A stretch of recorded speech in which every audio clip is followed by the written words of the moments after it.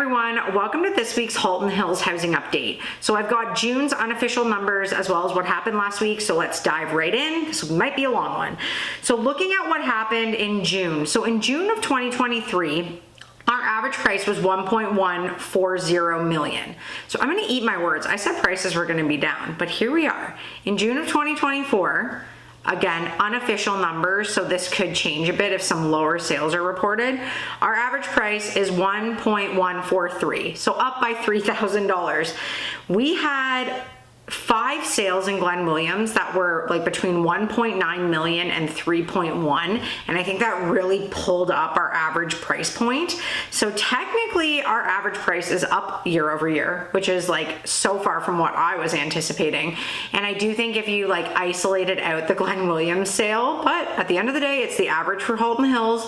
So we are basically even with last year. It's like basically 1140, 1143.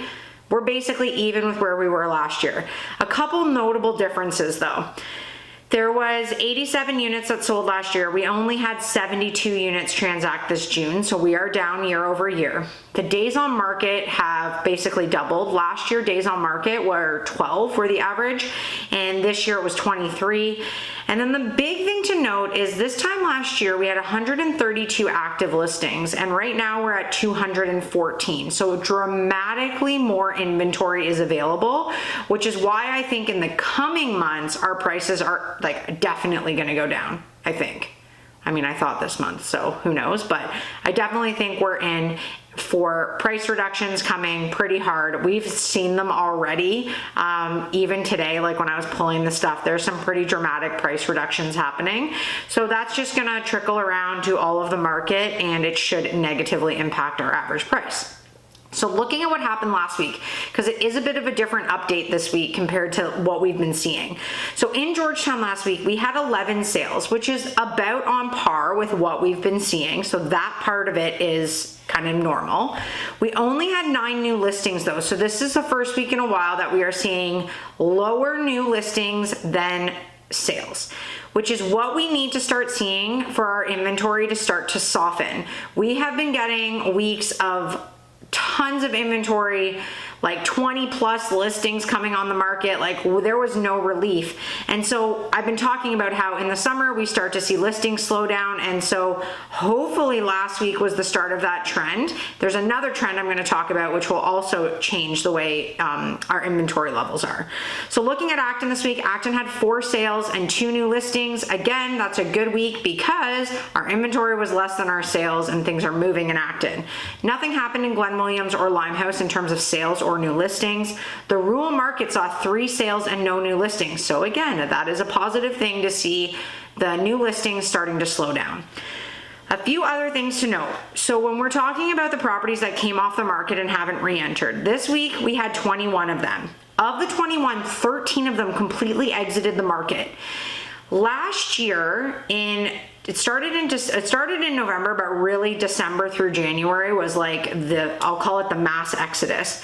We had insanely high inventory and the market was just not great for sellers. And we saw in insane amounts the properties coming off the market and not returning.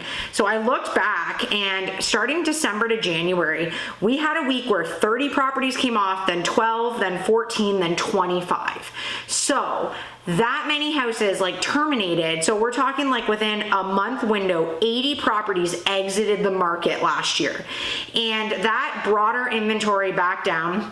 And it certainly was helpful for our inventory levels. And I suspect that we might get into that again this summer. So this week we had 13 of our 21 adjustments not re-enter the market. So already, I talked about it last week. I think we're going to start to see an exodus of properties because it's just not a good time to sell if you don't have to. So just an interesting note there that is happening. We had 7 properties that relisted at a lower price, some of them dramatically, and we actually had 1 property that attempted an offer night but to no one's surprise in this market, it failed. So they relisted at a much higher price, hoping to get, you know, the number they're looking for. It is not the market to be holding off offers. It's terrible right now. So for a seller at least. So just a buyer is not going to be responding to offer night in our Halton Hills market unless you are like $200,000-$300,000 under where your market value should be. So that's sort of what's happening. In terms of sales, new listings, I'm excited to see as we're into July if we are going to see the new listings slow down, if this is a one-of week or if this is going to continue, because that will be very helpful for inventory. Right now we're sitting high and we need to see properties either coming off the market or more sales happening and less properties hitting the market. So looking at our numbers this week, last week you'll remember we hit an all-time high at 232 active listings. And this week we're actually down because of the exodus and the sales and the lack, you know, that gap between the sales and the new listings. We're down to 214 active listings. So you can see how a week of properties coming off the market and a week of inventory not hitting the market, how it can dramatically bring our inventory backwards. So we went from 232 to 214. That's a huge drop. Looking at Georgetown, we went from 137 down to 128. So it's still extremely high for Georgetown. The market's definitely saturated here, but it's good news for sellers that our inventory is coming backwards. Looking at our price points, under 800,000 remain the same at 9 this week. 800 to $1 million remain the same at 31, which is insanely high. And we are starting to see properties in that pocket coming backwards in price. That's usually our like safe bread and butter pocket. We are starting to see properties reducing their price. We had one today by 50,000. I think another one was like 70,000. So we are seeing some big changes in that pocket because they're just not getting the activity that they normally would. 1 to 1.5 million is down slightly from 56 to 55, but insanely saturated between 1 and 1.5 million. And then 1.5 million plus, we are down from 41 to 33. This is where we usually start to see the top end of the market doing the mass exodus, and then it trickles down because no one is getting kind of the numbers they want. So I'm not surprised to see our 1.5 million plus stuff reducing in terms of how much is available, because there's just no buyers over 1.5 million right now. I mean, especially in Georgetown. So just it's few and far between the sales over 1.5. So to see those sellers exiting the market, to me, is not a huge surprise. Looking at Acton this week, we're down from 36 to 30. So again, we're seeing inventory going backwards here. And hopefully that is the trend that we will continue to see through the summer. Glen Williams remained the same at 7, Limehouse remained the same at 5, and the rural market is down from 47 to 44. So that, I mean, the average price for June certainly is a surprise.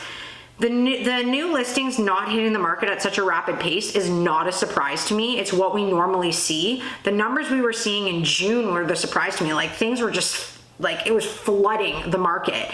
And so usually it dies off in the summer, so hopefully we can continue to see that trend. But the other number we're going to be watching is the people just exiting the market, because like I said, at the end of last year, we saw in a month period like 80 plus properties just exit the market. So if that were to happen right now, I mean, our inventory would go under that 150 mark in all of Halton Hills within a month, and that certainly shifts the market.